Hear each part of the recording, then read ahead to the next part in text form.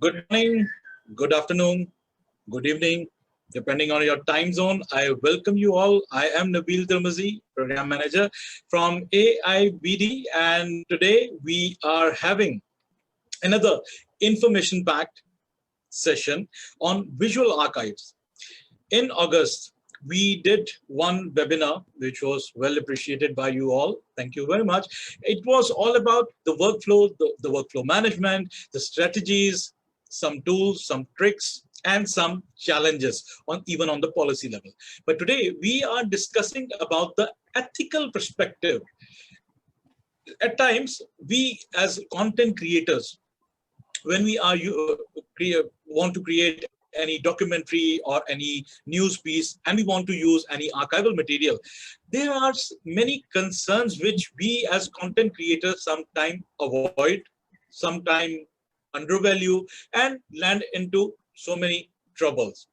What are those troubles? We are definitely going to talk about, and we have a great lineup of speakers today. We have Mr. Hisashi Okajima, Director, National Film Archive of Japan. Mr. Jan Muller, Chief Executive Officer, National Film and Sound Archive of Australia. Mr. Ali Raza, Founder and Managing Director, Whitebase Systems from Singapore. And Mr. Adrian Wood, Coordinator, Restoration Asia. I thank you all of you to join us. All right, so I will start the session by having Mr. Adrian Muller. Let me just introduce him. Mr. Adrian Wood. Mr. Adrian Wood's connection with Asia began in 1990s, and he became a council member of SEAPAVAA. I will ask the abbreviation as well. The archive-based documentaries he has worked on have garnered numerous awards from Oscar to Peabody and Grierson Awards. He himself received BAFTA's Special Craft Award for his contribution to British television. Sir, I would like to ask you to unmute yourself and take over the stage. Over to you, Mr. Adrian Wood. Thank you very much. Can everybody see me? Yes, I'm there. Once again, I'm talking into this void that always is very disconcerting. I'm sure I can see 4 faces at least, so I know there's 4 of us. And thank you all, everyone else out there, for joining us. As Mr. Nabil explained, this follows on from the discussion in August, where we were discussing some of the logistics relating to archival material. Certain things were raised, which was, for instance, colorization, and it led to a discussion about creating this session today. And so what I'd like to do is go through some of these things with a PowerPoint. Just for many people, they're obvious. For many people, they may be very new and different, but hopefully we can shed some light on all of them. So if we can go to the first slide, please. And let's first of all think about some of the technical issues. The first is aspect ratio, and the second thing is shooting speed. Can we go on a slide, please? One at a time.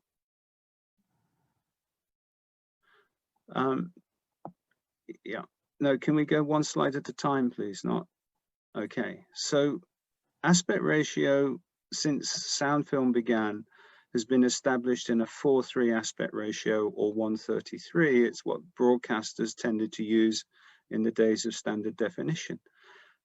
Broadcasters moved to another aspect ratio, which is known often, if we change slide now, is 16:9.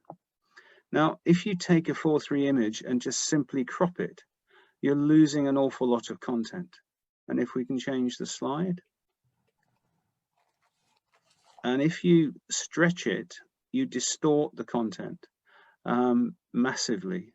And so you need to think about how in a production you would deal with that? Do you put black pillar boxes at the side? Do you crop, but in a selective way, so you're using the content you need? It's an issue to think about. And if we can change the slide, please.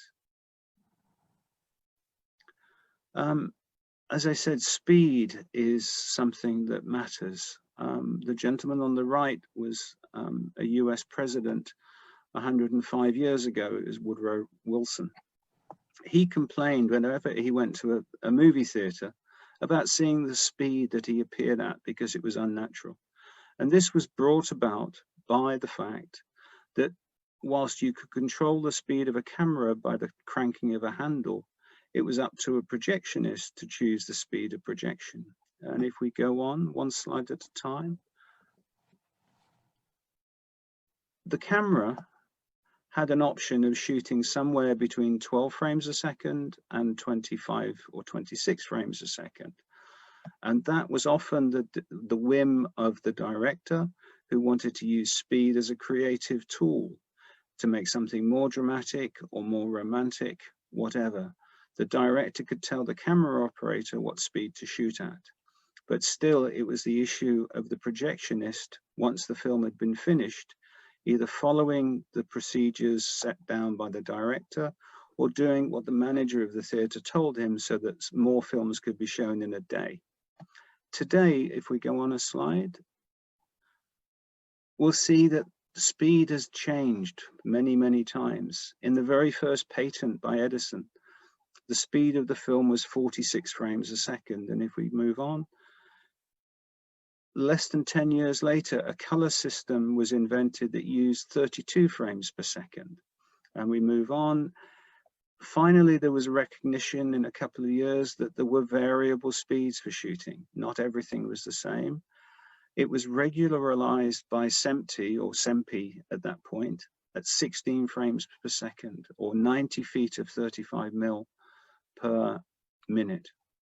Vitaphone, when it introduced sound, found that 24 frames per second was a better system. And 24 stayed as the shooting speed for film. So if ever you're dealing with sound film from any time from 1928 or 7 onwards, you were generally looking at 24 frames per second, but not everything was shot at that speed. Amateur speed was far different. And so when you use material that was shot at a different speed to the one of the production you're working with, you need to adjust the speed of the film so that action and activities in the image appear natural. And if we go on to the next slide. There are two other issues which are really important about the use of content.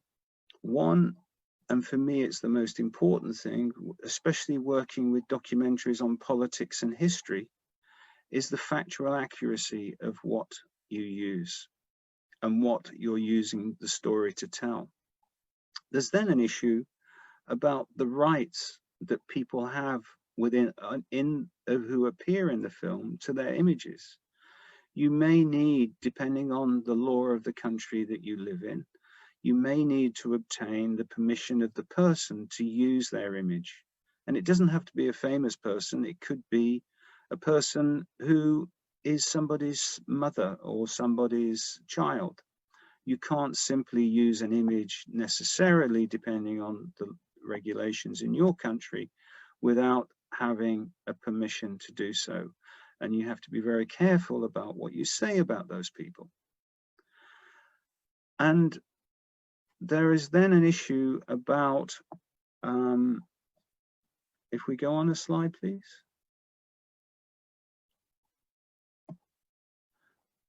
The factual accuracy is something that was first discussed in publications in academia in the 1960s.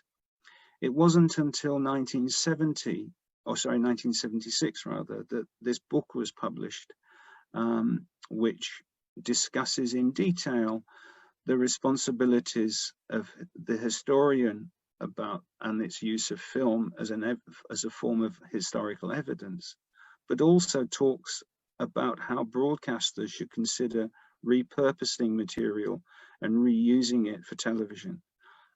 It was the first published acknowledgement in any major form whereby you can consider the importance of film as a piece of historical evidence.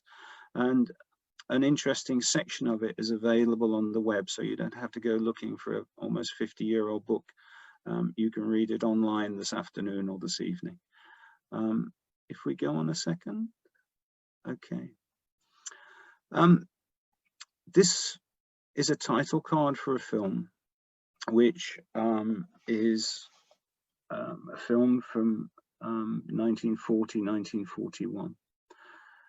It was made by an American filmmaker. It was a travelogue that was sponsored by a tractor manufacturer in the US.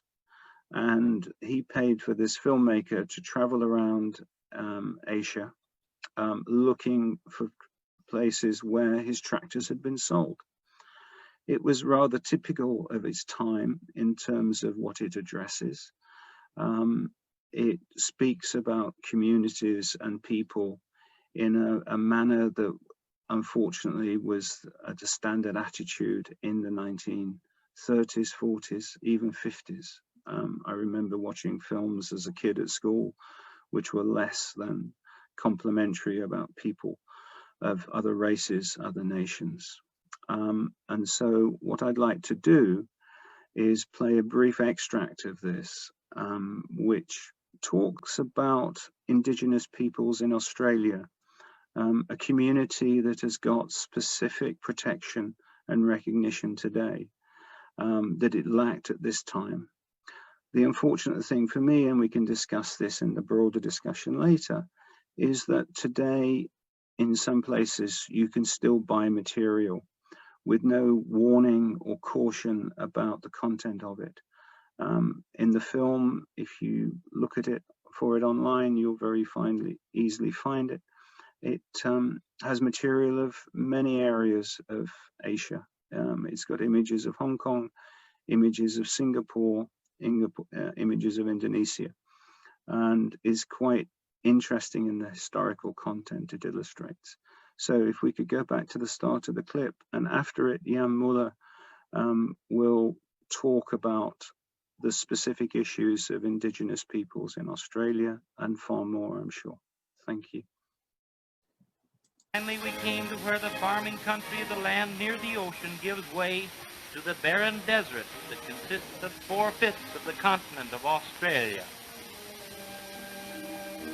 Here, like hunted animals, live the most backward people of the world, the Australian Aborigines. The train stopped for water and an Australian soldier posed some of these savages for us. They never bathe in a lifetime, and though less civilized than any other people of the world, their instincts of hunting and nature are as keen as those of animals. Right, so now I would like to invite Mr. Jan Muller to unmute his mic and take over the stage. Mr. Jan, over to you. Mr. Jan is also is Chief Executive Officer of National Film and Sound Archive of Australia. He is also a member of advisory board of the Center for Media History.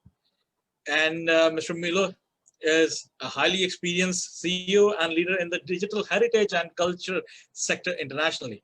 Mr. Jan, over to you. Thank you, Nabil. Thank you.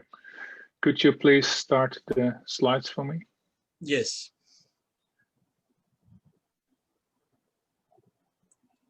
So this is your first slide, right? Yeah. Yeah. One moment, please. I can see it myself as well. Yeah, there we are. Thank you.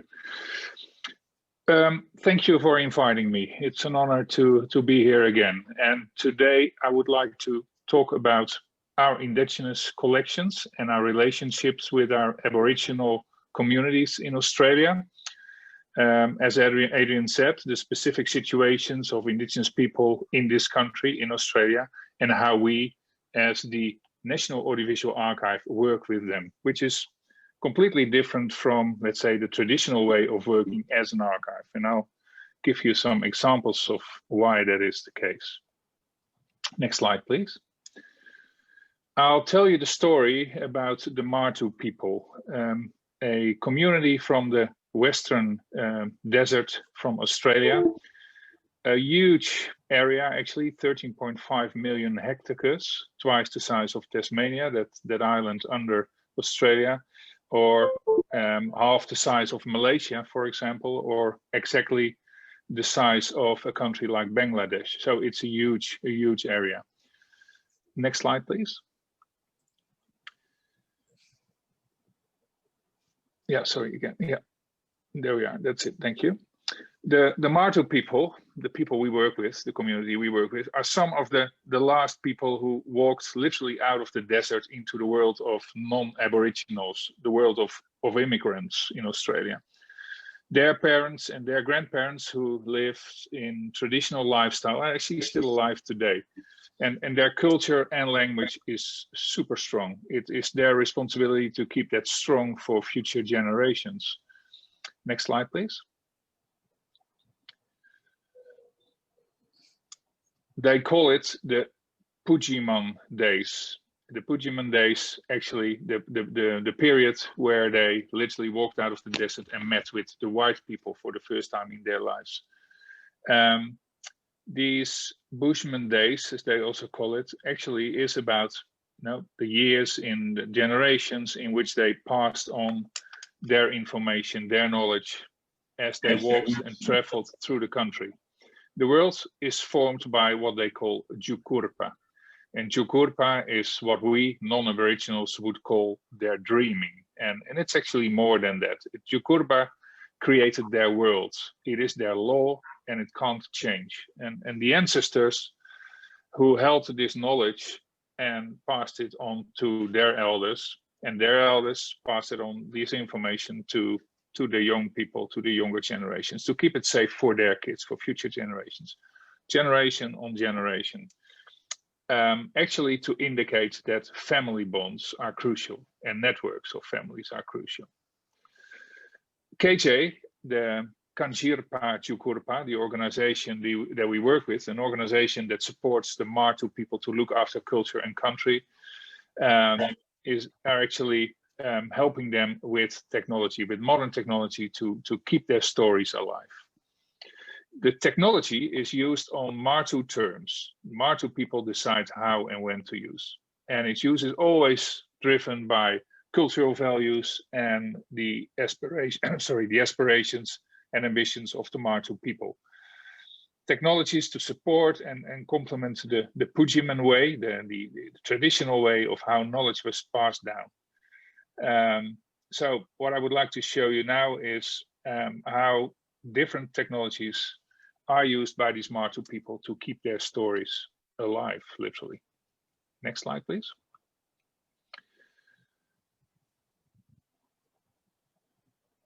Yeah, one more slide, please.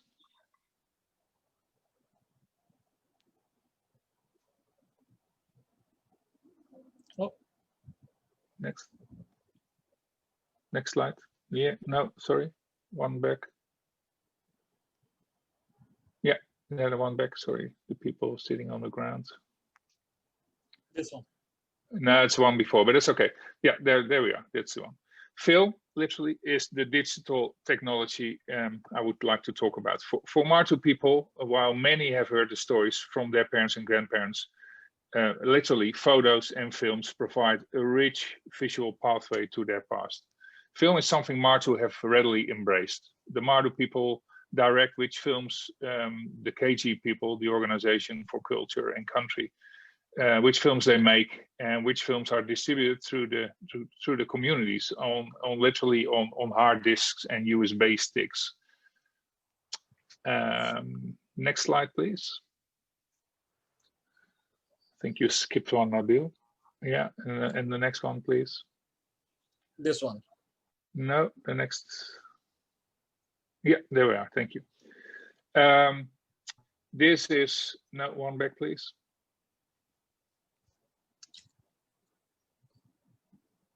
I think my internet is being lagged, so that's why. Yeah, but anyway. This is okay. This is the one. This is the one I was looking for. Yeah. This is a photo, or actually a part of a film, made by Peter Pincus, a native officer who came out to meet this group in 1964. This was the first time that people saw white people, that these people saw white people, 1964.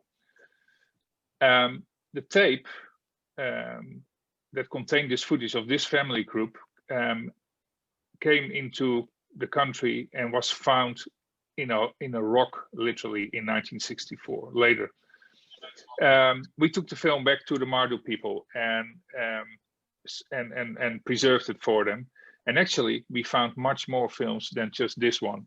There was a rich archive of film material. There was, in these dry conditions, pretty well kept, and actually telling the stories of these communities by filming and keeping the stories from ceremonies alive. And these ceremonies actually represent, it's a lot of dance actually, and these ceremonies represent the rich cultural life of these people whose traditional language is not necessarily spoken language, but in most cases the language of dance.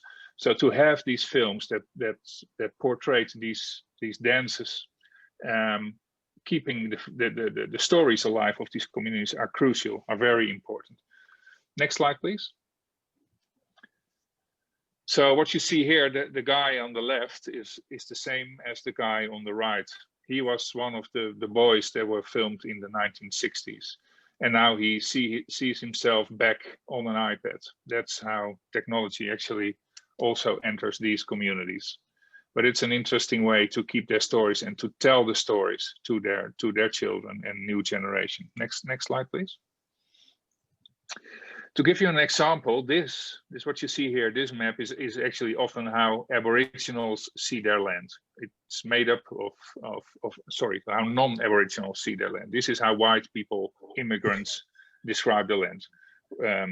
Waterways, roads, tracks, sand dunes. Next slide, please. But when Aboriginal people map their country, it is full of water holes. All these dots, there are water holes. Water holes play an important role in the social, cultural history of Aboriginal people. It is where they get their water, of course, but these are also places where they honor their ancestors, where they tell stories, and where they meet and conduct ceremonies. So every Martu waterhole has a name and form an important part of the history of this community, of the dreaming stories that I was talking about, and that are passed on from elders to younger generations. So these waterholes were placed on this map for the memories of the old people. And the map holds, for that reason, a lot of knowledge. Actually, it's a way to archive their memories. Next slide, please. And behind this map, which you can't see, are the songs and the stories that speak of their country. And everything is interlinked. Songlines, as they call them, songlines form a sort of tapestry covering the country, made up of interconnected poetry in different dialects and different languages. And songlines come from the ancestors who traveled from waterhole to waterhole. So that's actually, these waterholes represent the way they travel, the stories they were told, but also how these communities lived on from generation to generation. So it's crucial for these people to keep that sort of stories and that sort of information alive. So they mapped their waterholes. Next slide, please. And in order to do that, they used modern technologies, like, for example, helicopters, to see where these waterholes were and to keep the coordinates. Next slide, please.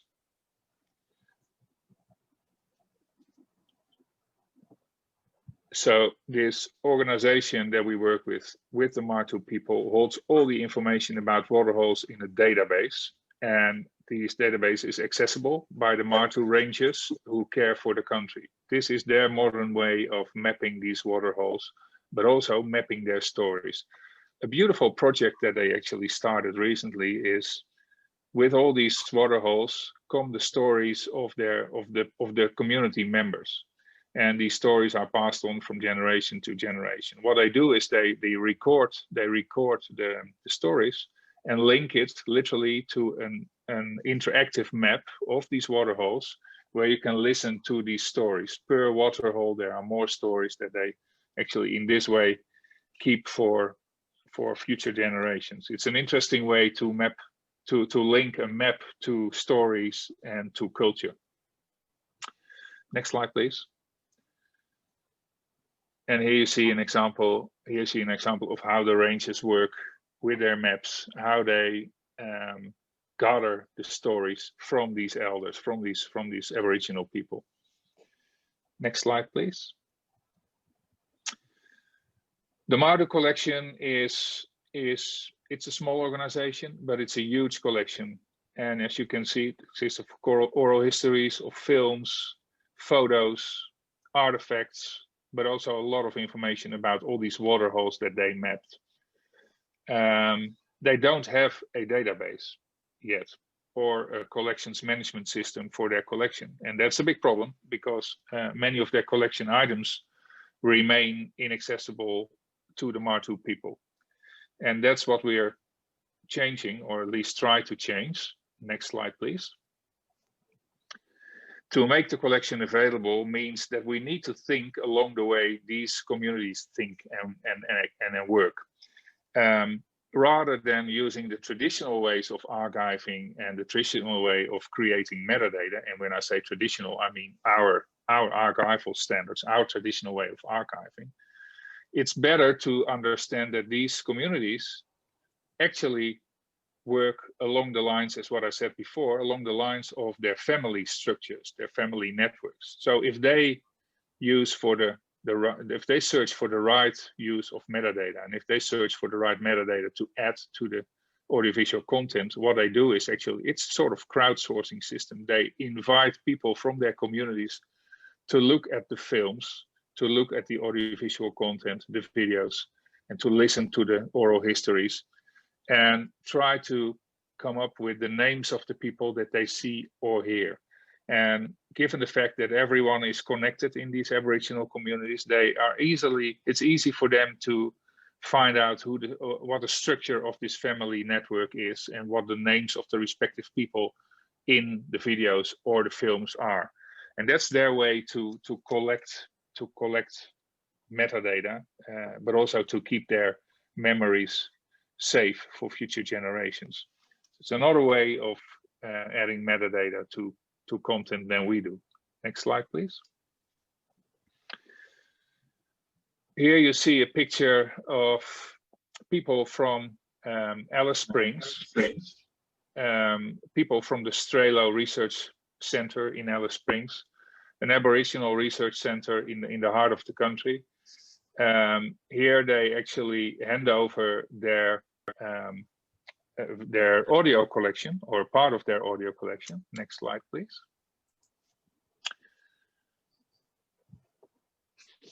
A part of their audio collection, which consists, for example, of these things. Even wire is involved, a lot of tape material, cassettes. And actually, this collection is part of their oral history. It's where they recorded their ceremonies, their oral histories, and so on. And actually, they handed it over to us in order to help them to digitize their material. Next slide, please.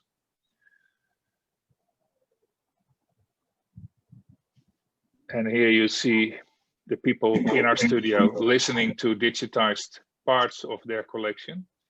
And the same happened here actually as when we worked with the Martu people. Next slide, please.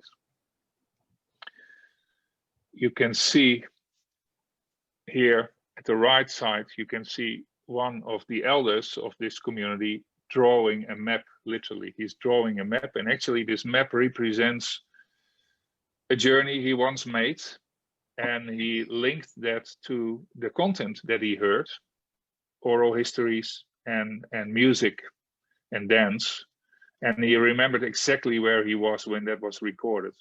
And his way to, again, to create this metadata that describes the material is totally different from how we would actually approach that sort of material and that sort of working. So this visual way of linking memories to places, to water holes, to sacred places, means that we need to understand that this is working with communities like this, working with Aboriginal communities, is actually based on trust.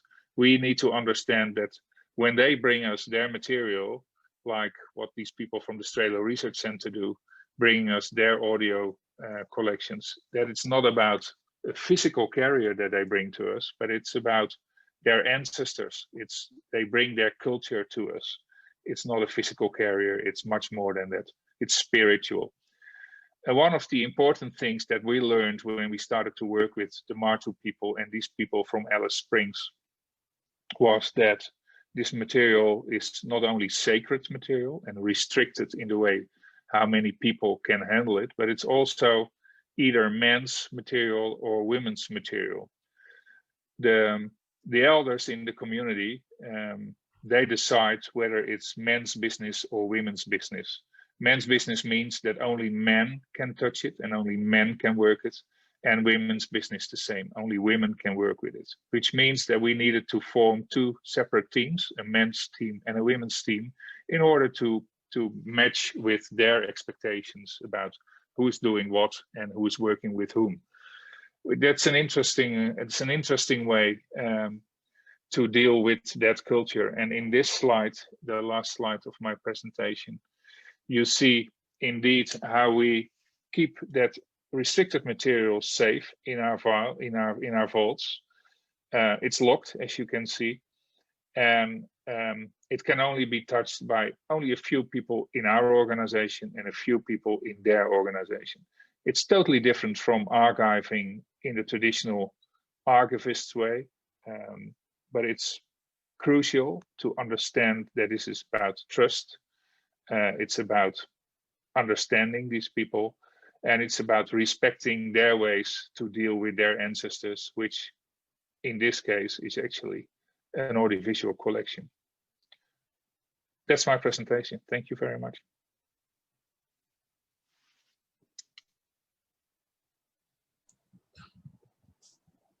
All right, Mr. Adrian, can you unmute yourself? I'm back. If you Yes, can go yes. back to the PowerPoint.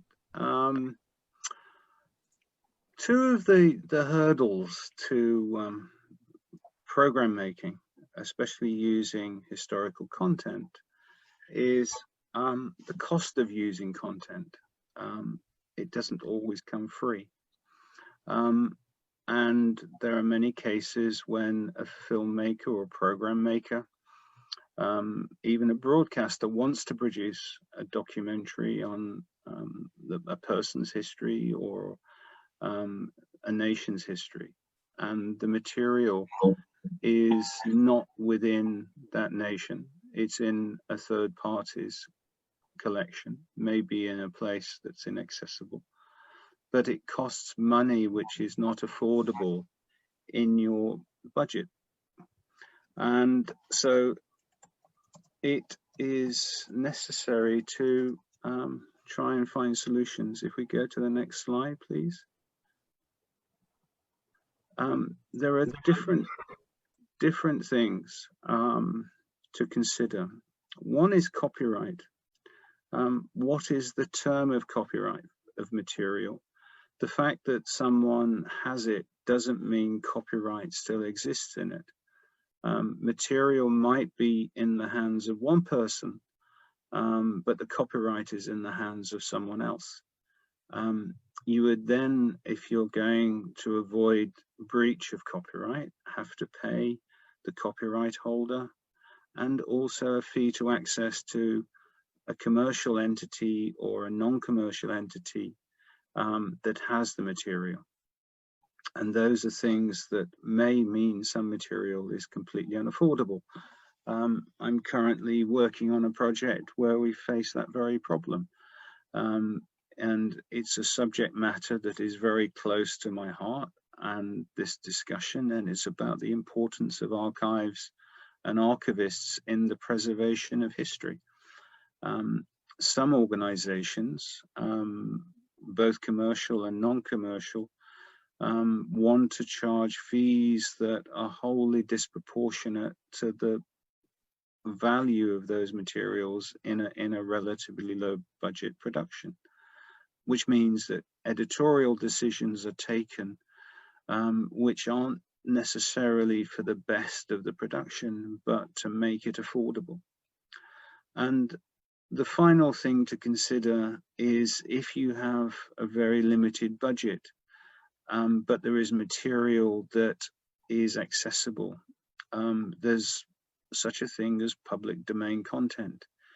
Traditionally, it's a concept that originates from the United States, where the material is accessible, that was generated by the American government or was gifted to the American government on behalf of the American people. And there is material within those collections that comes from the whole world. There's material from Africa, from South America, material that was generated by the government, the US government in Southeast Asia and other parts of Asia. There's material in the Pacific Islands and territories. And so the fact that something isn't within collections in your own country doesn't mean it's not within a collection elsewhere, and it doesn't mean that you can't find something which is very affordable because it's sitting in an American government collection where, other than the cost of duplication and delivery, there is no charge other and over and above that. If we could go to the next slide. And then another key issue is modification of content. You know, if you are using historical content, what can you do with it? How can you manipulate it? Can you digitally merge images from one source into another? Can you fake history by doing that? And then there is the more contentious issue that we touched on in our webinar last in August. And if we could change slide, please. Colorization, is that just a polite term for modification? We are in a situation where people have started using colorization because it makes black and white material to many people more accessible. It generates interest in history that perhaps wouldn't be there with a young generation in black and white content. But what are the risks of colorization? How do you colorize and retain accuracy and keep ethics within the work you're doing? Are you obliged to reveal to an audience that this isn't color material as originally created? This is material where color has been added for the audience. And there are institutions now who, if you obtain content from them, oblige you to inform the audience that this has been colorized.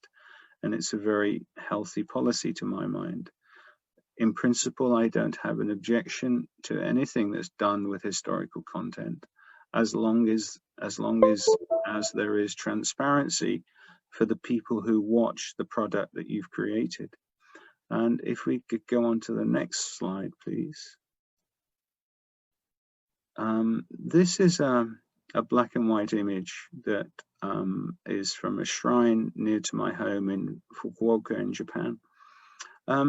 And I thought I'd find a website where you can upload a black and white image and you'll get a colorized version of it. And if we can go one slide at a time, please. And this is the result I got. There are numerous websites who offer this service. They don't charge for it. It's done by AI. And, you know, it's not a displeasing effect.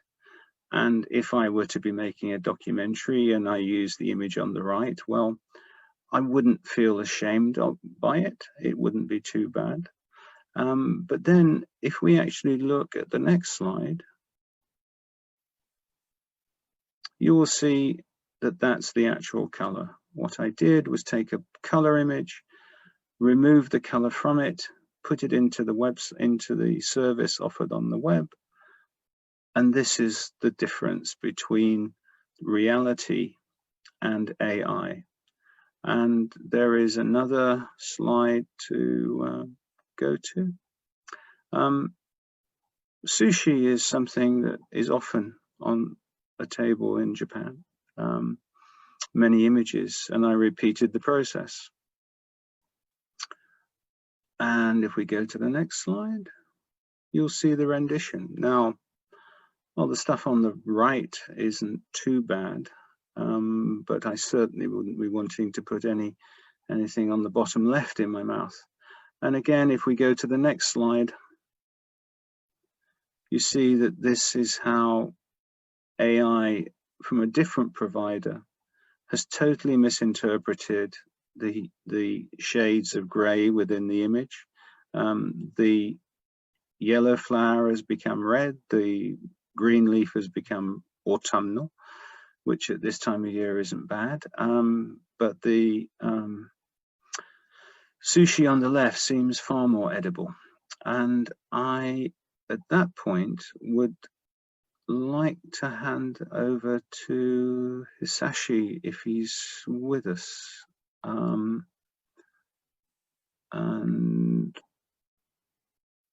yes, I think Hisashi's there. Yes, welcome back. I'm sorry to use a sushi analogy, Hisashi. But I know it's something close to both of our hearts. All right. So, Mr. Hisashi is Director of National Film Archive of Japan and was previously the Chief Curator of National Film Center, the National Museum of Modern Art, Tokyo.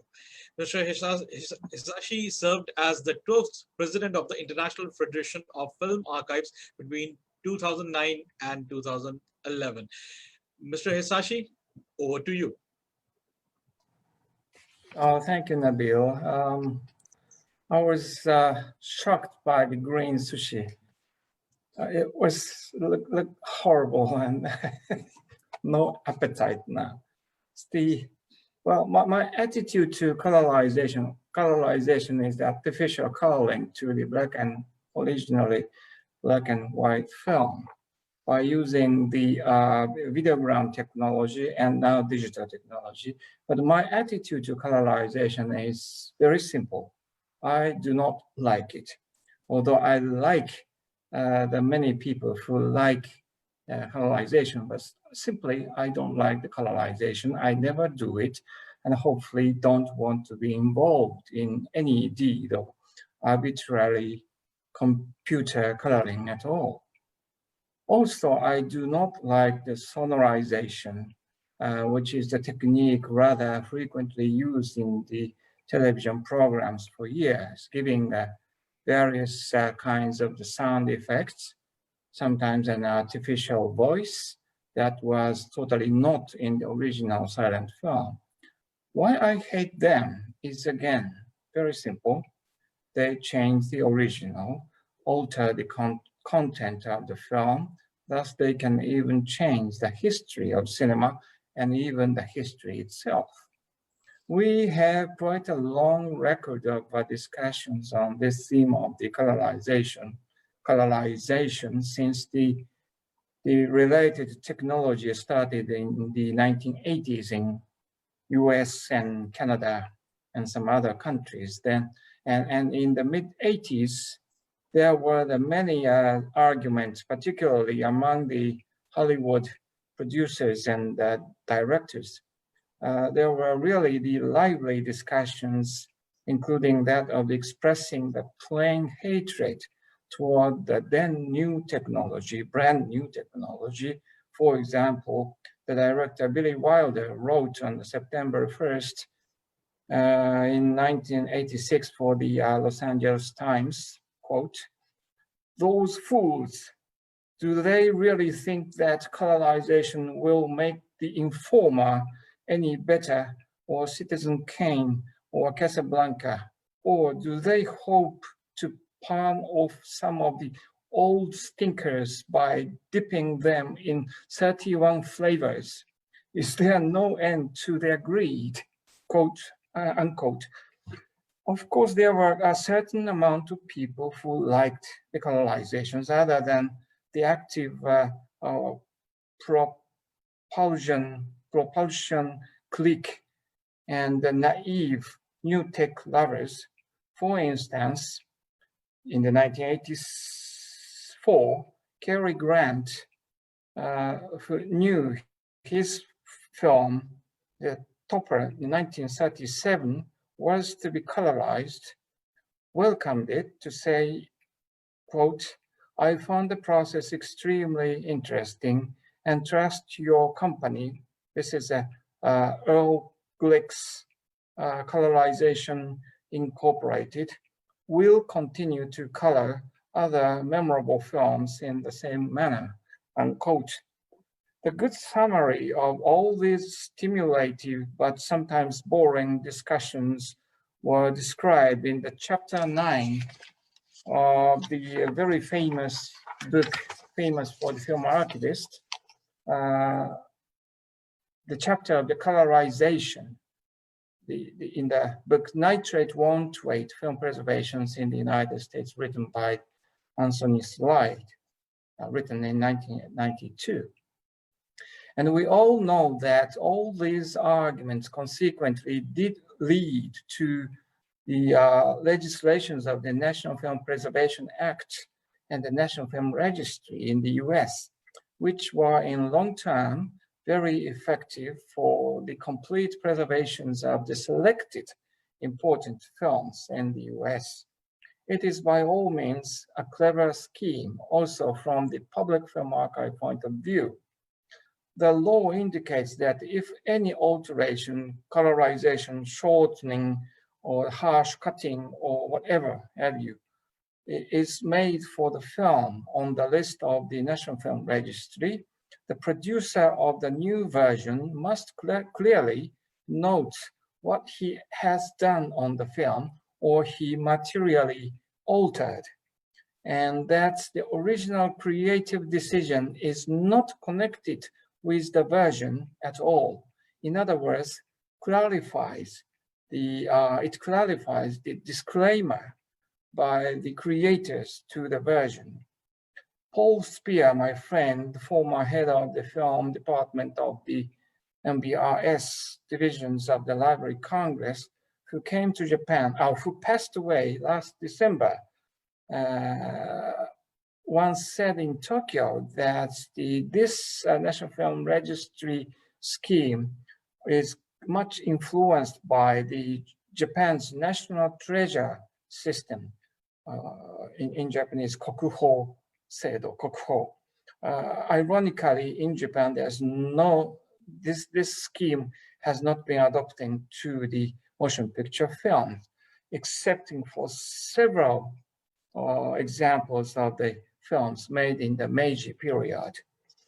In fact, well, I am a worshipper of or follower of the Eileen Baza, who also passed away last year.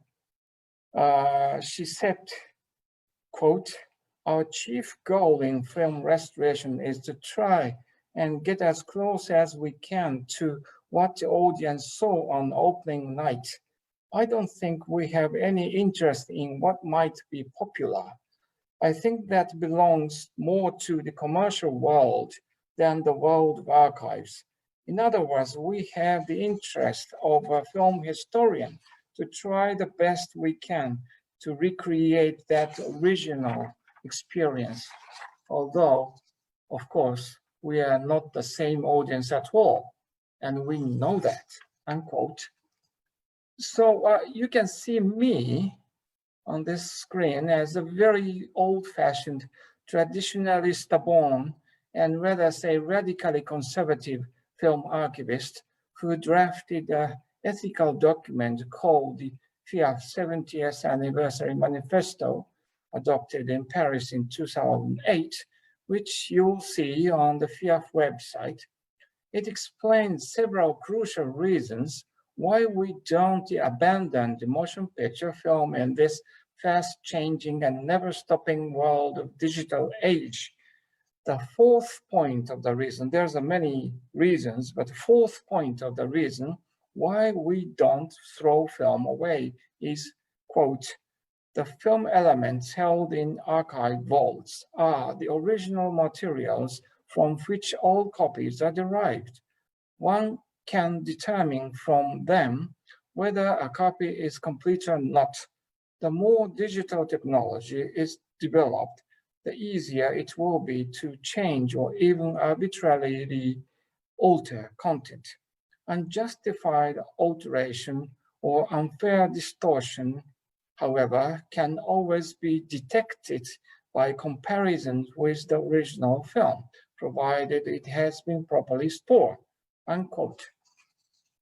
However, I must say, one of the several hidden elements behind this fourth point of the reason is that we would possibly experience the distortion of history by the deed of the digitally distorting the film, which would be easily done by someone who has a distorted idea or any ugly political ambition, for example, and we should prepare for it.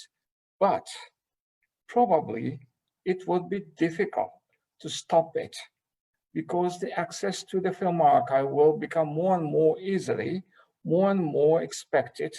And on the other hand, changing the content of the copied film from the public film archive collection will be easier day by day, along with the fact that the digital technology keeps advancing. Virtually, we can't stop it. And what we can only do is at least keep films as a source of historical facts and historical artifacts in the true sense of the meaning.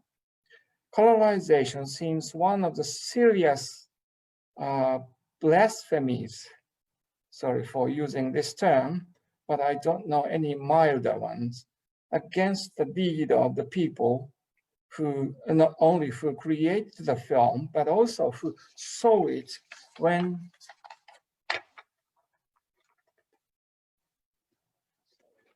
it, oh, sorry. When it first comes to the movie house. So, yeah. I, however, understand, for example, what Jan Mueller said in the FIAF Congress. He is always seriously concerned about the films in the collection, which are not used for several 50 years, 60 years, no chance to see. So colorization is very good tool to diffuse the cultural set kept in the film archive. And the film archive is, as we all know, that's the subsidized, in many cases, subsidized by the public money and tax money. So we cannot virtually refuse the any access to the collections. The hate, I don't like colonization, but this hate cannot stop the freedom of access and usage of a collection kept in the public film archive.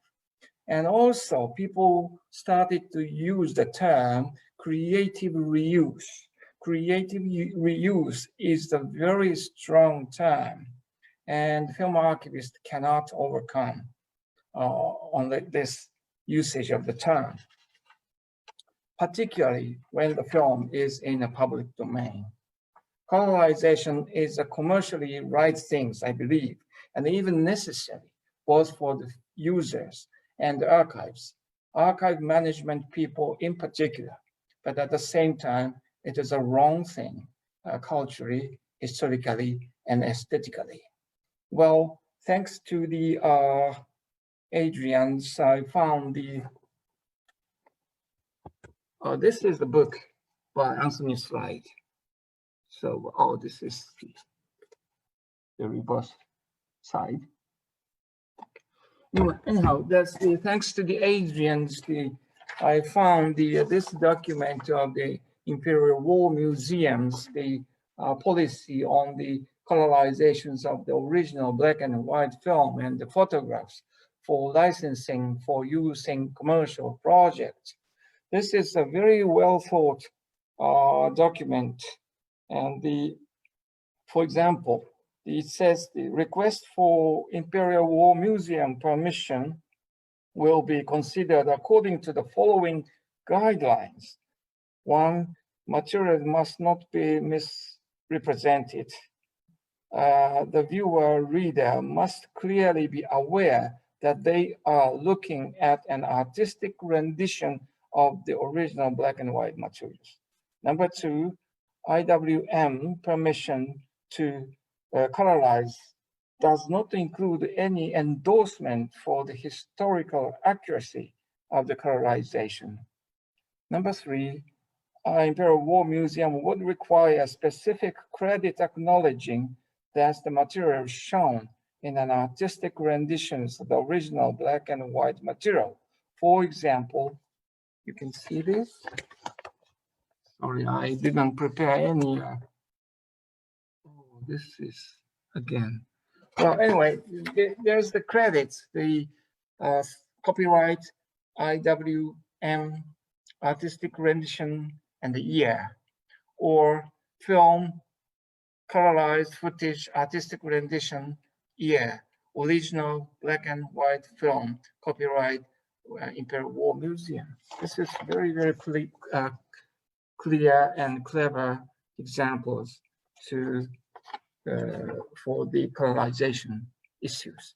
So that's my talk. Thank you very much. Thank you very much, Mr. Hisashi. Now, I would like to invite Mr. Syed Ali Raza. Let me just introduce him. Mr. Ali Raza is founder and managing director of Whiteways Systems, Singapore. He's a thought leader and visionary. His company's Whiteways is a leading systems integration company focused on providing solutions to broadcast houses. Mr. Ali Raza, I would like you to unmute your microphone and.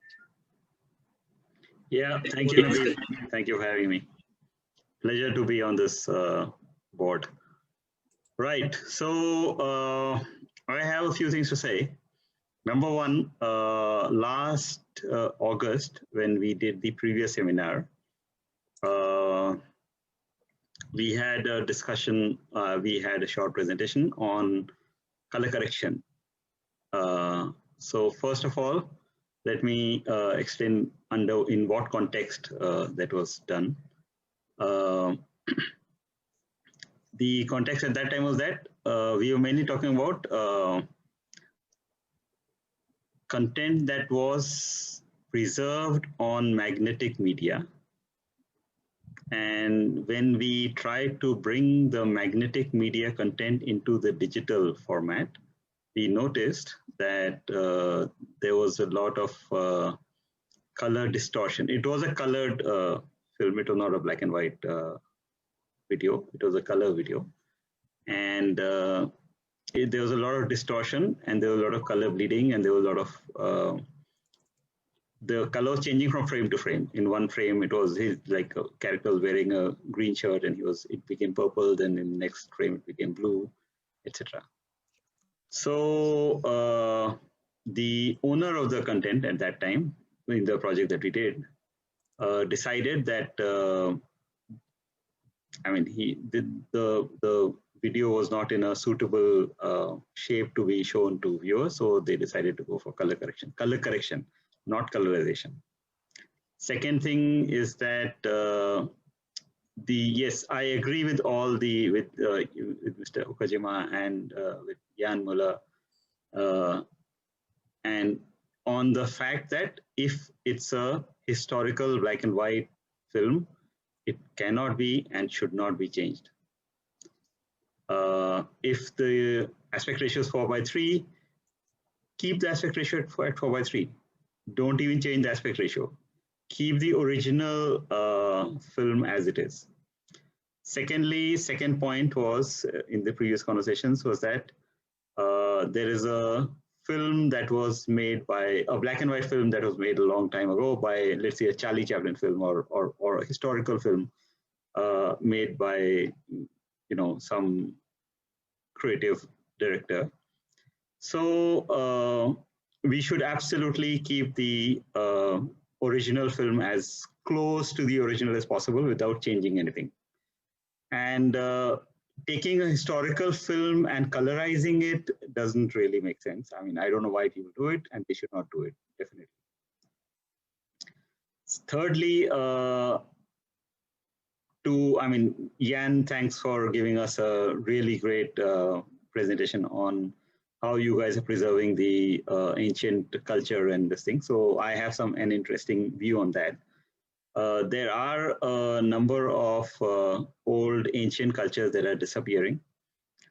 I think almost every country has some language, music, poetry, song, dance that is disappearing.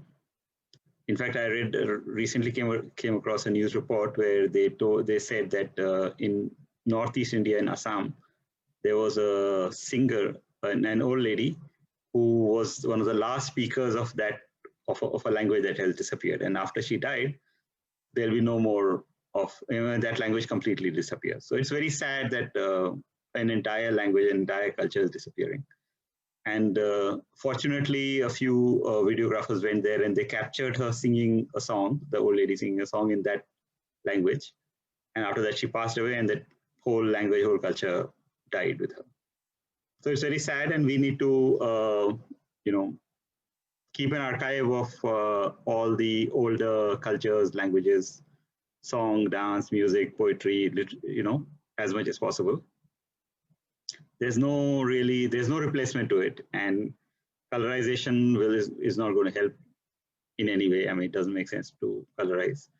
Similarly, not just colorization, but also if you have an artist who's singing a song or making a brilliant piece of music, even that cannot be touched in any way. I mean, the original sound has to be preserved as much as possible, and we cannot and should not be allowed to change any part of the sound or the picture in any way possible. Having said, I mean, I think everybody will agree to this. There's no question about it. But the point is that with the furiously advancing digital technology, you do take an image or you do take a sound and you store it in a particular file format. And when you change the file format, you are making some alterations to it. It's not the original sound or it's not the original picture. I mean, you may not be coloring it, but the resolution of the picture or the aspect ratio or some elements of the picture is changing. I mean, we cannot ignore that. But it's necessary. Otherwise, if you just keep it on film and the film gets destroyed, or if you have it on a magnetic tape and the magnetic tape loses its magnetic quality, then that entire picture is gone. So it is a necessity that has to be done. But as we advance, as the picture gets older, then sooner or later you need to upgrade to some other new format. And every, I think, maybe 15, 20 years, you need to keep upgrading to a new format or to a new file system, which is, in use at that time. And whenever you make a change, there is a change in the picture that you do. So that is, I believe, unavoidable. And what I'd like to say is that if an international body can lay down the ground rules, or if the international body can lay down the guidelines on how the originals can be preserved as much as possible to their to the the main video or photo or sound, then I think that will help everybody all over the world. Because I think there's no question that everybody agrees that the original should be kept as much as possible. The second aspect is that sometimes when you take a video from a film and put it in digital, then the copy made is, I mean, I think every archivist has faced this problem, that when you make a digital copy, then they face some problems with it, like lip sync or jitter in the picture or something like that. So I mean, we need to try to keep the picture as much as possible in the original, but sometimes when you face this issue, then you have to, then there's no choice at that time but to use digital tools to straighten the picture, or to at least strengthen the picture. So it's an ethical dilemma. I mean, what do? You can't leave the picture as it is with the jitter or with the lip sync, but you got to correct it and the only way to correct it is by using digital tools. But I believe that is necessary. But then again, we go back to the same point that we should preserve the original film also for as long as possible. I mean, it's not possible to preserve it for ever and ever, but for as long as possible, so that we can have access to the original film again and again to convert it in a proper digital format. Third issue that was raised was that, people will make pictures of the original film or original picture or even sound, and then they can twist it, they can turn it, with nowadays we have an even bigger problem of deep fakes. So those problems will be there, but one issue that we discussed in the last seminar was that how do we watermark it, or how do we put some technology, ring fence it with the picture or the video with some technology, so that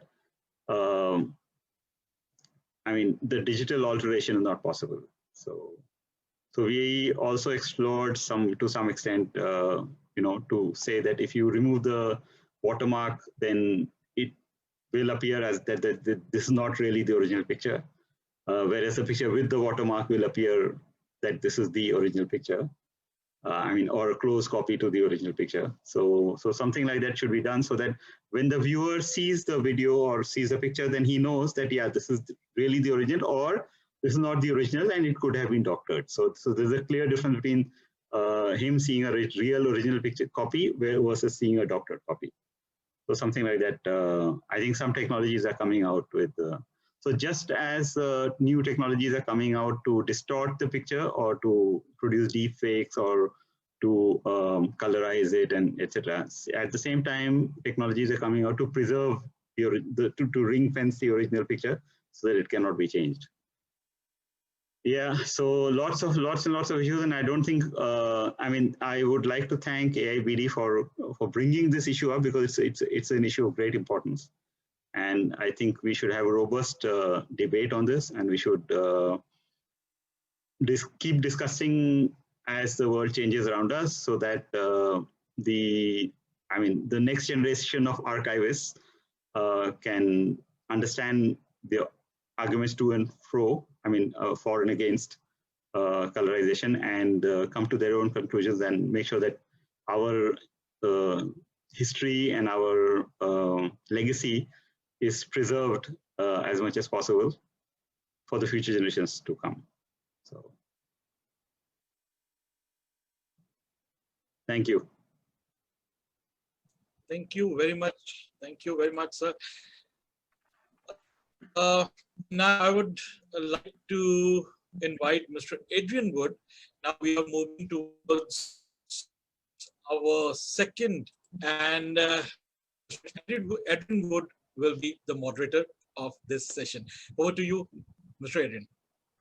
Thank you very much, Nabil, and thank you, Mr. Aliraza, for your comments, and also Hisashi, who clarified very precisely a serious position to have on colorization. And what I think it does is differentiate clearly between the role of an archivist, whether the archivist is in a film archive or in a broadcast archive, from the role of a producer and filmmakers who I fall into the latter camp more than anything.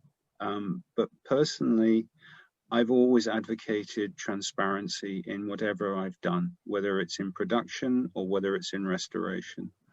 And as Mr. Ali Raza speaks about, one of the problems is the terminology, because there's a huge difference between color correction and colorization, entirely different topics. And it's because the carrier often fades.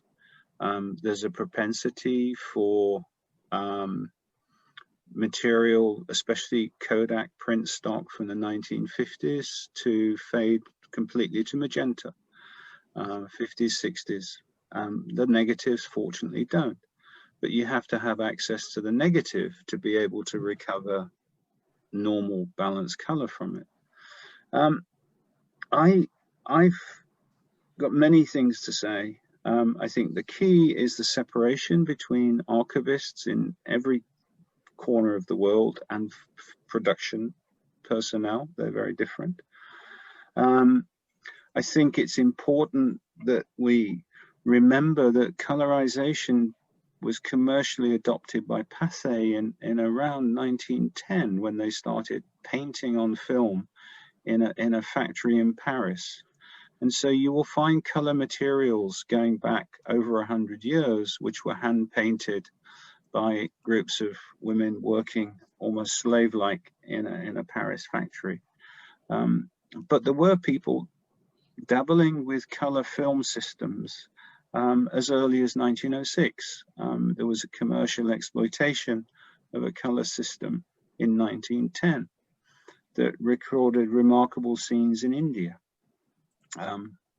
It was an obsession of mine that I have the misfortune perhaps of realizing that you could make a documentary using original color material to give an overview of a subject. It couldn't be complete because not everything was filmed in color, but where color film, real color film existed, you could tell a modern audience a story, and perhaps it would be, as people say and defend colorization, it makes history more accessible. And what I'd like to do before we go into the general discussion is show an extract from a documentary that was made almost 20 years ago now, which looks at the terrible period of the partition of India and the impact it had on ordinary people. And so if you could play that video, and after that we'll go, which lasts for about just over 4 minutes. So after that we'll go to the broad discussion. Thank you, Nabil. On the eve of independence, Nehru addresses the people of India. Long years ago, we made a tryst with destiny, and now the time comes when we shall redeem our pledge. At the stroke of the midnight hour, when the world sleeps, India will awake to life and freedom.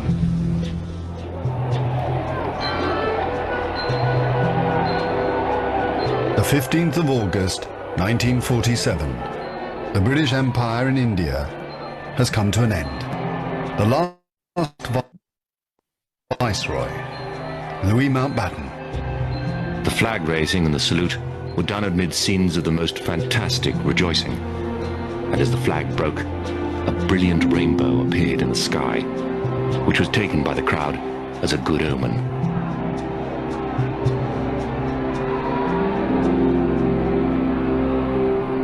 Qasim Muhammad.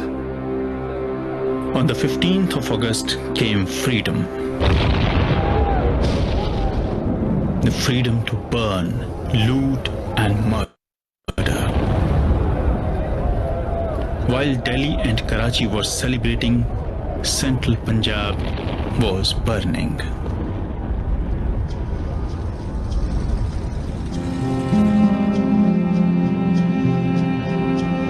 Between August 1947 and March 1948, 4.5 million Hindus and Sikhs are forced to migrate from Pakistan to India.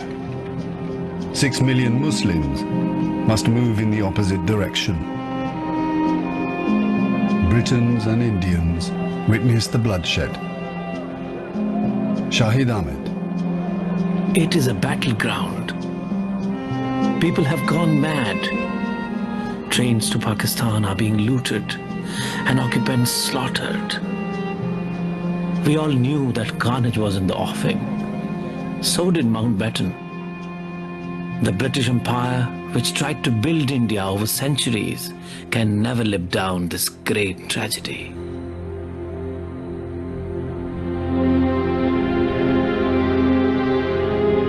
Lieutenant Colonel Hubert Boyd Hudson. The sight from the air was awe-inspiring. In this chaos, millions of refugees were struggling to get to India or Pakistan. Thousands of others were doing their best to prevent them, murdering them by the hundred. But death is nothing. There are things more terrible than death. The worst atrocities are in the newly divided Punjab. Fleeing refugees are terrified that their women will be raped. Gurmeet Singh. We felt totally helpless. We were completely surrounded. We had no weapons. We took the decision that all the women, our own family, must be killed. First, we killed the young girls with our own hands. Kerosene was poured over them, and they were set on fire. Women and children, where could they have gone? Kulwant Singh. My mother saw my father being killed. They cut him up into 100 pieces. I was trembling. At my feet, there were many bodies. There were fires all around. And then they threw the children into the fire. My mother, she hid me by my father's body.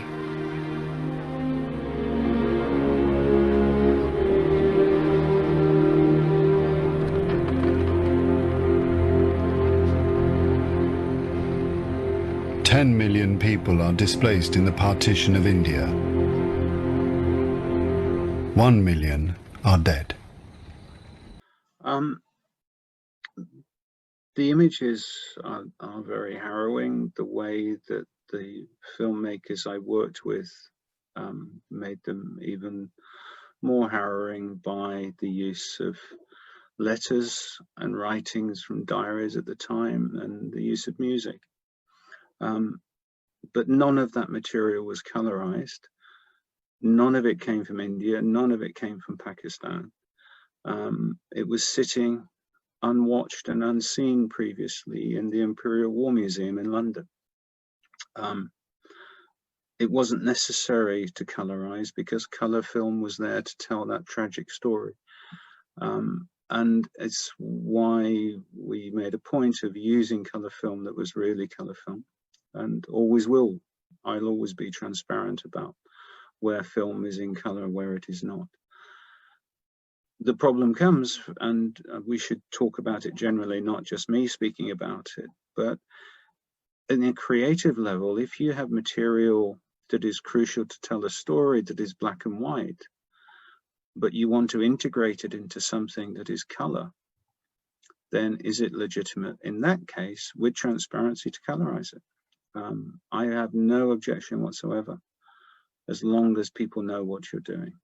So we should talk about that and any other questions or points that we collectively have got, and anything that maybe the audience who are with us have got. I've got one point to make about the permanency of carriers and the positions, formal positions of the community. No carrier, no matter what you do with it, will last forever. But you should try and preserve it, I think, for as long as ever. There are organizations, FIAF is one, Fiat IFTA is another. Their Congress next week is being live streamed and is freely accessible to anybody who wants to join. the Fiat IFTA Congress, and details are on, and registration is available on their website. The Image Permanence Institute in Rochester in New York has done a lot about the analysis of what are best practices for the preservation of carriers. And again, that's a place that I would recommend people looking for information.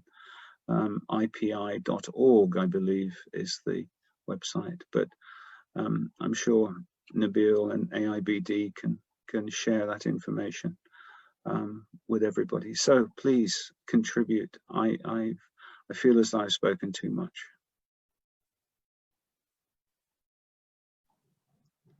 Yeah, hi. Lovely film. I've watched this film before, and every time I watch it makes me, I mean, it's an amazing, really fantastic film that you showed. Thank you for that. So yeah, to your other point that there's a lot of regulation that needs to be informed, and a lot of people need to be educated so that they understand how to do archiving properly and not make the huge amount of mistakes that have been made by other people who are not so well informed. So I think AIBD is doing a fantastic job by bringing up all these issues and questions in front of a wider audience, and by addressing as much of these issues as possible. And Adrian, thank you for bringing, giving us a lot of the answers that we were looking for, and we hope that you'll continue to give us all the answers. I wished I had answers. I I have information, and I know a lot of people, but that doesn't mean I have answers. And I'm very pleased and honoured that Jan and Hisashi are with us today, because they know far more than I and have far greater awareness of many things. I learn from them. We all learn from each other, but it's a collective, and there's a community that shares information.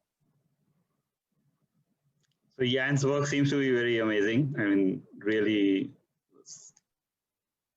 So Jan must share a little bit more about his experiences, I think. Yeah, I would like to share something about colorization, actually, and it was brought up already briefly by Hashishi in terms of my presentation in Switzerland last year in Lausanne for the FIAF conference, where I showed some results of colorized material that we made for SBS, the public broadcaster in Australia. And SBS actually, they made a television series called Australia in Color.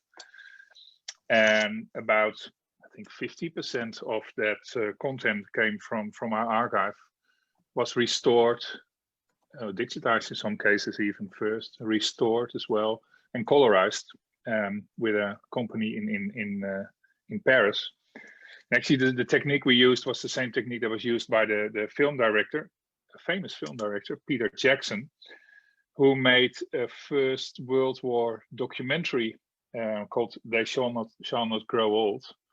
I think it was 2018, just before we started to work on this, which was actually also a transformation of traditional monochrome footage into color images. And like what happened with that documentary, They Shall Not Grow Old, Australia in Color became a very popular television show in Australia. And my idea has always been that archives should be shared, and archives should be open, should be shared as much as possible. If it works through productions like this, in collaboration with a broadcaster that wants to open up new audiences and reach new audiences, and that's what happened actually. But even more importantly, bring a new sort of, shed a new sort of light to historic events. And we saw in that first clip that Adrian showed, we saw a fragment of, I think it was a newsreel or a part of a documentary where people were talking about Aboriginal people in Australia. And he said something like, they are less civilized than any other people on Earth. Well, if you've seen my presentation before, about Aboriginal cultures and how they work with their archives, how they work with their culture, how they use innovation and technology, but more importantly, how they succeed in keeping these stories alive. I would say, I think they are more civilized than any other people in the world. It's the oldest culture anyway. So in order to correct these sort of ideas and concepts in a country, if that can be done by addressing these topics with a sort of material that appeals to new audiences and younger audiences, because it is colorized and more vivid, and people start to literally talk and think and feel about these topics, I think it's a good job actually. Nevertheless, and that's what I said in Switzerland in that presentation as well, I understand and respect the original work. We will never adjust the material in a way that it will be changed forever. So the digital copies that were made of the original black and white material, the original black and white material is still in the archive. We still have it. It hasn't changed. And that's an interesting one, Ali Raza, that you just talked about in terms of how to make sure that we understand that we're still dealing with the original in times of deep fake and artificial intelligence and so on. It's a crucial thing. So on that note, we started a project with the Royal Melbourne Institute of Technology in Australia around blockchain. Blockchain is a way to actually follow what happens with an original. It's a sort of digital fingerprint that you put on it. And what you can do with blockchain, and again, we're just testing it as we speak. And I think it's an interesting technology. With blockchain, you can fingerprint your material. You know exactly what happens with the digital file as soon as you take it out of your digital storage in order to lend it to someone, to broadcast it, to adjust it, to colorize it. Whatever happens with that file, everything is marked. We know exactly what happens in every stage, even who used it and who took it out of the digital storage. It's a way to protect the original in a modern, innovative way. And I think, given the fact that archives will grow and more content will become available digitally, we all know that the world will be flooded by digital content, already is flooded by digital content. And that digital storage is a huge issue for archives, but for the world in general, I think. It makes sense to be aware of the role of an archive that is all about trust and trustworthiness, because we are the protectors of these originals. Even when material is colorized, it's still about the original because that tells the real story. So actually, just a long way to say, innovation and technology can help us. It can help us reach new audiences. For example, with this Australia in Colour series, it helps to tell the original Australian story. And don't forget, the history of modern Australia is literally runs parallel to the history of motion pictures. It's a very young country. The first bits of footage in Australia include a clip of a guy with a cigar, smoking a cigar on roller skates in Sydney. It's material made by the Lumiere brothers, who were in Australia and produced their first films here. It's seen as one of the oldest films in the world. So the industry started here in Australia. The history and the development of the country actually run parallel to the development of the film industry, and that's an interesting thing. So where everyone just exactly when black and white film developed into a more public-oriented medium, the country was aware of black and white material and didn't know about the real stories behind it. When we started to colorize, we found out that people who were never interested in history suddenly became interested in the story of this country. And SBS, the broadcaster, who's a big advocate for Aboriginal rights in Australia, managed to tell that story of Aboriginal people in the right way. Even when it was done by colorized material, the fact that it attracted an audience that they would never have reached if it would have been a traditional traditional black and white documentary, was an important insight for them. So if we can help people understand their history a bit better of the country and can help to shed another light on specific and difficult topics in a country just by using colorized material, and it worked that way, I'm fine with it. As long as an archive, and back to the archival role, as long as the archive still keeps the original and makes sure that it's a protected copy or a protected original that won't be changed.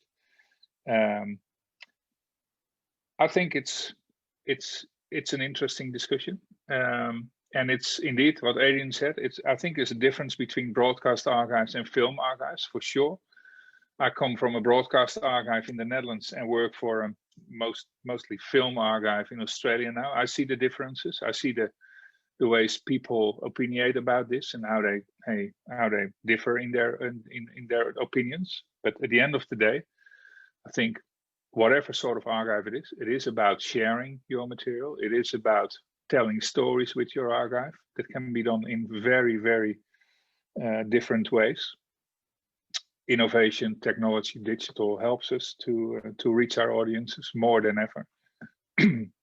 But at the end of the day, it's still the trustworthy source that an archive is, and it actually makes us unique compared to big digital warehouses like Google and Amazon that host a lot of content that is in our archives as well, but that will never be a trustworthy source because it's a commercial operation.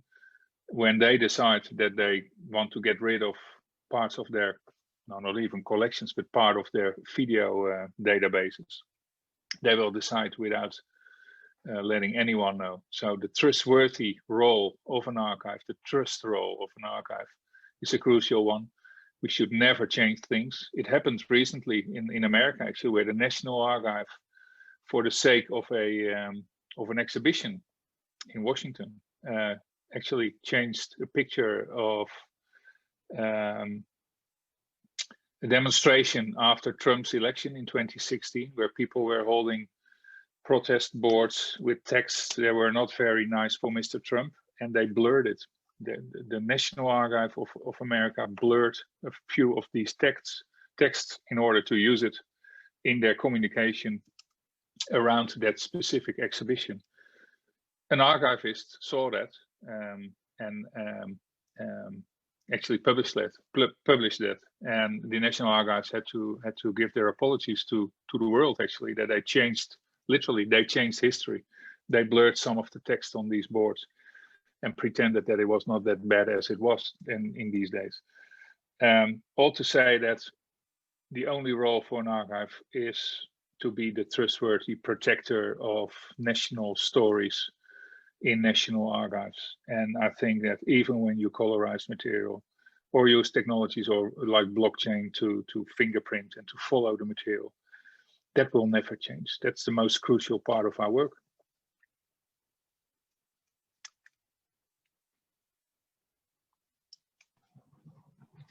So sorry. Go ahead. No. I wondered if Hisashi had got anything to add at this point. No, there's no special things to add, but I must say some tricky things is that the black and white films is a kind of color films. Black and white films has many colors indeed, in fact. And the bad thing is that now, particularly the young generations, students, don't know the real beauty of the black and white films. And they cannot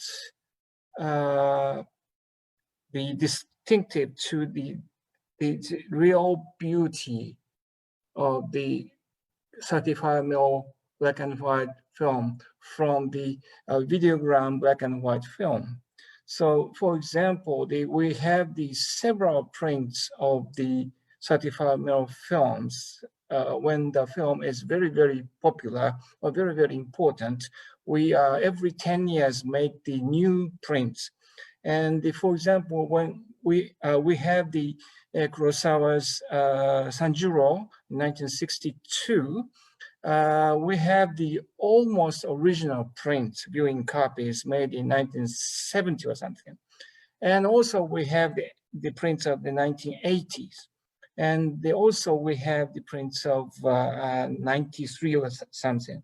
They are all the same film, the same prints, but the black and white is different. Color of the black and white film is always different and changes very rapidly in the last 30 years. So, for example, there was a Professor Stephen Batsey. He wrote in the Archive Zones Journal in London that he writes something like, it is important to teach the young generation how the authentic black and white film is beautiful, together with the explanations of the reason of the beauty. He writes it that way. But who teaches? That's the real beauty of the black and white films. That is, I think, part of the jobs must be done by the film archive. We have the great prints, so that's why we can teach the real beauty of black and white films. And then we can go to any kind of colorized films or kind of same thing, you know. That's what I wanted to say. Yeah, thank you. Thank you. I mean, I remember I had the, I was going to say privilege, and I think it was a privilege to take a 1912 camera negative and scan it in 4K. And I was shocked by the inherent quality of the image and the resolution within the image from an emulsion that was more than 100 years old at that point. And everyone who has seen it since then has been shocked by the visual resolution there is. And there was no artificial intelligence being used. It was simply the quality of the lens that was on the camera, the quality of the emulsion on the film, the quality of the lab that processed the film in 1912, and the guardianship a succession of archivists took in that material in the ensuing century. I was just the lucky one that had the option to put it on ask someone to put it on a scanner, scan it, and show me the result, and then put it back to film and see it on a screen. And it's remarkable, the inherent beauty within a print from, or a negative and a print from 1912 and a copy that can be seen today, because there is a beauty in black and white. There is a different beauty in color. I think there just needs to be a transparency between the work we do and how we do it and how we present it, so that no one is misled. And for me, that's the key thing. I don't know, is anybody, Nabil, in the audience want to join us and ask any questions? Yes, there is a question by Ms. Teresa. I think she is from BON. What are the measures an organization should take to protect copyrights in the digital environment? This is the first question. After that, I can. Okay. Well, I think since ever there was a VHS tape deck created or a Betamax deck created, there's been an issue with piracy. The protection of copyright in the digital domain is a complete nightmare, because there are so many people who would record something from a feed on a satellite, on a cable, who don't respect the intellectual property of filmmakers and producers and put it onto YouTube. The audience, I think, is more than happy to watch YouTube quality on an iPhone. Jan mentioned watermarking and blockchain tracking. Aliraza mentioned watermarking. I think content owners can take steps and you can then complain about the exploitation, but stopping it and protecting it, I think, is a nightmare. And I don't know if anybody else, Jan or Aliraza, any thoughts on that? And yeah, the question? So this is a perennial, as you mentioned, it's a perennial problem. And I think there's no 100% method of stopping piracy in any way possible. In fact, nowadays, when a film is going to be released, it's already can be found online somewhere, in the dark net or something like that. We have seen, one of the filmmakers was telling me that he made a film and it was yet to go in a cinema, to be released in cinemas, and it was already on the internet. That's the level of piracy that we can see. So is there a 100% way? The answer is no. There's no 100% way. Is there a method to stop the video from being pirated? Yeah. I mean, DRM, the other thing that I forgot to mention was digital rights management systems. There are several of them, mostly from Hollywood. They have the ability to encrypt the content and then play it from only a few servers in the cinema where the decryption system is there. So that protects the content to some extent. But if there's somebody in the audience inside the movie hall and he's making another film of your film being shown on the silver screen, you can't stop it. I mean, I don't see how you can stop it. But digital rights management systems did take off a few years ago. I mean, maybe 1 decade ago, 10 years ago, something. But they didn't really become very popular because they cost an arm and a leg. And majority of the people could not afford to buy those systems. So other than watermarking and the DRM, I would like to hear from Jan about the blockchain system. I mean, that's something that is very interesting.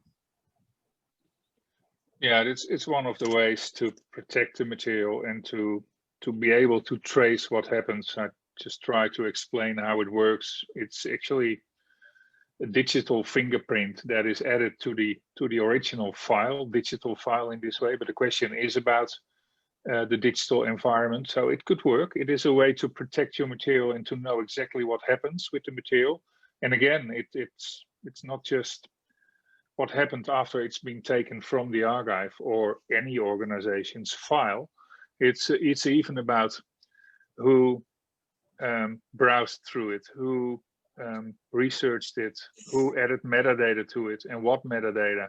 Every step, every time this specific file is in a way used, it's traceable, and it allows us to see what happens with that file. And also from a copyright perspective, you could easily add the copyright situation to that specific file in order to protect it and to trace it. So as soon as it's used somewhere outside of the archive and it's done in an illegal way, you can easily, through that blockchain technology, trace it and see what happened and even see who did it. It's still early days. It's not a viable solution yet, but it will be a solution in the coming years, I'm sure. And blockchain is used in many ways, especially in the finance world, in banking, just to trace money, for example. But the technology can work for us and can work in order to make sure what happens with the content and the copyright. For an archive, the copyright issue in itself in the digital environment is also to be able and to understand who the original makers are or the rights owners are, especially since an archive is more dealing with the issue, how can we make sure that we can share the material, especially when it's public material, with as many users, researchers, filmmakers, creative industries, audiences as possible. So there's another question for an archive behind that copyright issue versus a commercial media operation organization where it's just about making money with the content and protecting the copyright from abuse by others, like the example we just heard about. Yeah, indeed, everything that's been published is on the internet within 10 minutes probably. But in order to protect this as much as possible, but also in order to make sure that you're given the copyright situation, that you will be able to use it in as many ways as possible to just make it public and to make sure that people know what's in the archive is a crucial thing. So again, in the digital environment, techniques like blockchain will work, but also digital rights management systems nowadays are pretty innovative already in order to trace and protect the copyrights of specific files. All right. Thank you very much. So we have another question by Anupam Yadav. But before that, I am quite pleased to announce that today we are being joined by more than 36 different organizations from 16 different countries. So there are many research fellows, many producers, archive head of archive departments. So if they want to share any comment or any of their case study on the grid, they are more than welcome. They can just raise their hand and we will just allow them on the grid to let them speak their case study. So Mr. Anupam Yadav, he's a producer. His question is, what are the basic visual archives ethics for a public broadcaster during COVID-19 pandemic? Anyone? I think everybody's struggling with this period of our histories. I know many people who are continuing working in a remote way. They edit, they have material streamed to them, delivered to them. If you want content from an archive, is the content is the archive functioning is the question. If they're functioning at any level of normality or partial normality, and they can deliver material, and I know that their archives are doing that. I know others that are not. There's the possibility to continue working. I mean, it depends on the subject matter of the production you're making and where you're making it, and do you need to interview people? You can use technology in the way we're using it today to interview somebody. It relies upon the quality of the feed that you get from the service you provide. I don't know if anybody else has got any contribution. I mean, sure, Netflix are making productions virtually as we speak. It depends on the budgets people have and the resources they have, I think, is the answer to that. But Jan, I don't know if... Yeah, so I know of a broadcaster who went into COVID and there was a hard lockdown in his country. So what they did is that they took a whole number of staff from the broadcaster, especially production operators, technical staff, and they housed them in that building for over 2 weeks, and they used to cook there, and they used to live in that building for the whole period of the lockdown, away from the families and trying to make do the best possible, but yet keeping the broadcasting alive. So I think I know several broadcasters who went through this. We have some participants from that organization as well. But I would really like them that if they can step up and tell us about their case study. And recently, I think we have seen that many countries have re-telecasted their old dramas, their old programs with bit of color correction, with bit of audio enhancement. So I have one question from for all of you, that you have talked about the colorization of the archive material. What about the reenactment of the original thing? Does it require any kind of license or something like that to reenact the same thing in for any production, film production, or any documentary? I think if you use the script of creative work and the people reconstructing the events use the same dialogue, then I think there's copyright in the script. But if it's a moment from history where someone does what someone did 50 or 100 years before, then I think that's just a reenactment of history. I don't know if anybody else has got a thought on it, but for me, it depends what intellectual property you borrow, whether you borrow the words, whether you borrow an image. I don't think it's a problem just recreating history. Otherwise, a lot of broadcasters wouldn't have any content to show. Just like in Titanic, there were several scenes which were reenacted from the original footage, right? So so the producers needed to have some kind of license to use those kind of thing to reenact or recreate that kind of thing, or it isn't required. Oh, that's I'm not a lawyer. I think I said that last time. I think I'm not wishing to create a naval analogy. It depends how close to the wind you're sailing or an iceberg you're sailing, to know whether you need to have a license on something.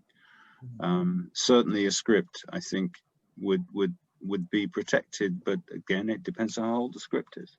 But everybody is recreating stories, the mythological stories, the Greek mythology, Hindu mythology, and even if you want to pay a royalty, who do you go and pay it to? I don't think it's a problem. Right. If you're reenacting a Greek mythology, yeah, nobody has a monopoly on it, right? Right. There is another question by Mr. Pramoda Kumar Naik. He's from NBM, India.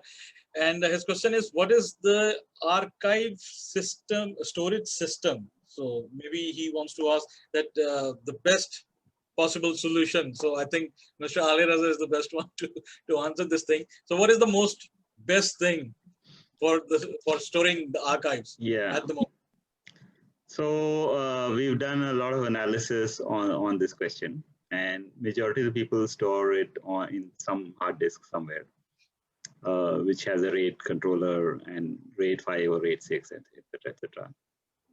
But that's not a long-term thing. I mean, how long can you store it on a hard disk? And eventually, no matter how much hard disk you have, you'll run out of space. So if you look at the cost side of it, then we did a cost calculation, and it seems that the LTO tape is the best, most cost-effective medium to store. And it seems to be working fine till now. The only problem is that they keep upgrading it. So it's LTO 5, LTO 6, LTO. Now we are on 8, and very soon going on to 9. And the other problem with LTO is that it's backward compatibility. So 8 will be compatible with 7 and 6, but not with 5. So if you have something on LTO 5, then you need to quickly migrate to LTO 8.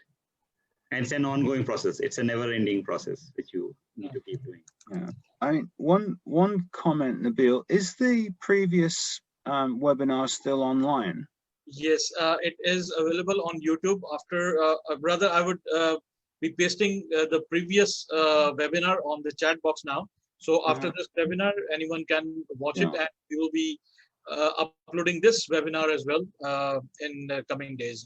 Yeah, it's just if Pramoda wasn't with us last time, maybe there's some value in watching that to answer that question.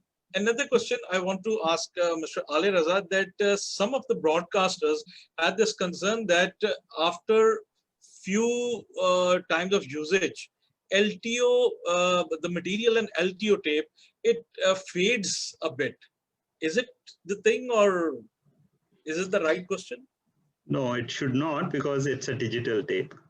Okay. LTO is not an analog magnetic tape. It's a digital tape. So the image stored on the LTO is a digital image. Right. So it should not fade. Unlike the video tape in the past, where you make a copy, and whenever you make a copy, then the image keeps deteriorating every time you make a copy. But if it's a digital image, then that should not happen. We have not experienced it. I don't know whether other guys have experienced it. Perfect. And what about the cloud storage? Is it feasible especially when everyone is trying to devise any mechanism for remote production or something like that? So again, shall I answer the question? Yeah, sure. Okay, so my knowledge is that a couple of broadcasters did try cloud storage, especially about 5-6 years ago. One of them was in Malaysia, near you. They tried cloud storage, and in the beginning, everything was hunky-dory. Then the bills started coming in, and I think they felt at that time that it's not feasible. Second thing is that when you try the cloud storage, if it works properly, I mean the download and upload speed and all that, if it works properly, it does not make sense in the long run, because you can have the same storage. I mean, what are they using? They're using a storage which is put in somebody else's, rack. So why not have the storage in your own rack? So I think the broadcasters came to this fundamental issue quite quickly, and they decided that no. Instead of keep giving every month to the cloud storage company, might as well spend one time and have your own storage inside your own, in your own control, in your own, better that way. There is another question. Again, I think for Mr. Ali Raza, but anyone of you can also contribute. That how about Blu-ray archival like ODA?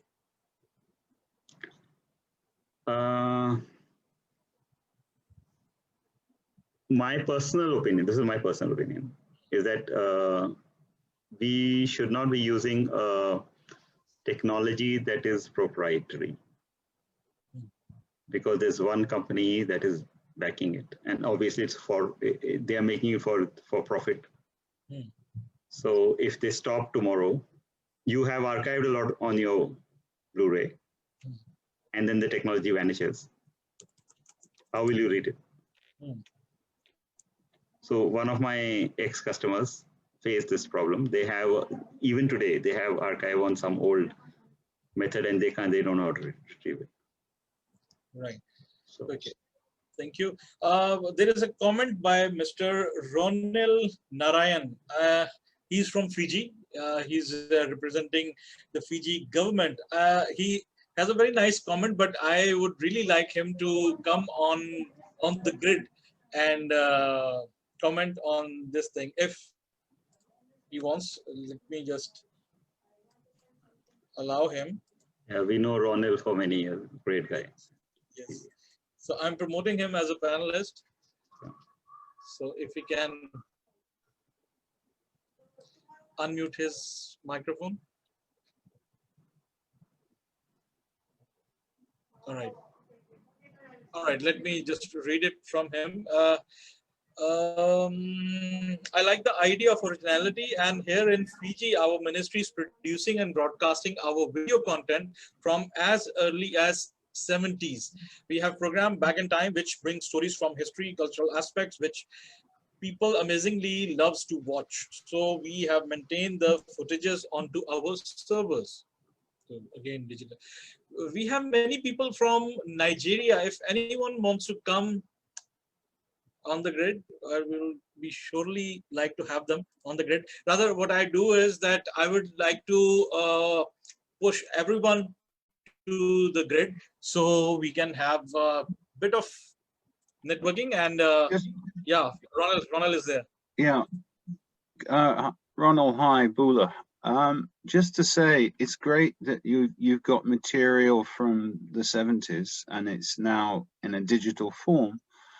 I just pray that the film itself is somewhere safe and protected, and hasn't been lost in the process of migration.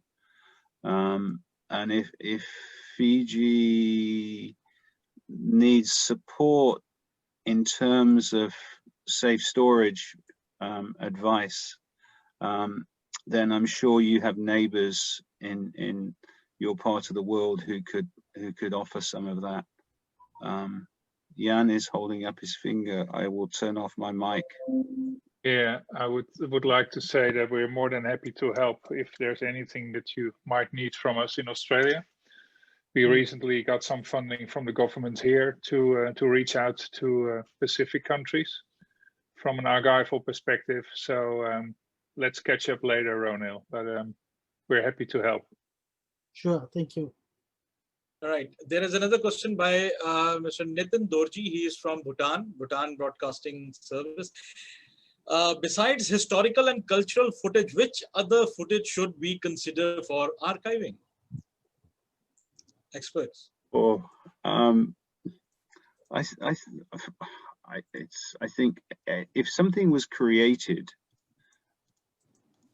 it's important to keep, because it speaks about us, our times, our world. It's a record of who we were, how we were, where we were. So the fact it exists, generally, unless, you know, I mean, there's certain things which are unique. Anything that has even today, the remotest potential for being culturally significant, I think should be protected. There are very skilled decisions taken about what is significant. Archivists decide what is of value. But for me, if there was an ideal world and there was infinite resources, we keep everything. The reality is we can't keep everything. I'm not sure every piece of webcam footage that's shot as you drive around your neighborhood merits preservation. But once a month, maybe it merits it. Once a year, it maybe merit it, because it's a record of how your neighborhood changed. If you drive with a camera on your motorcycle or your helmet, it chronicles the town, place, neighborhood you live in. It's important. I don't know where we stop. I don't know how we save it all, but we have to care. I think that's all I can say. Thank you. So thank you very much, guys. And if you have any feedback and suggestions, or if you want to have any customized kind of workshop, which we can help, which we can assist you, feel free to ask for that on at training@aibd.org.my, and stay connected with us for our next upcoming webinars at our Facebook page, facebook.com/MYAIBD.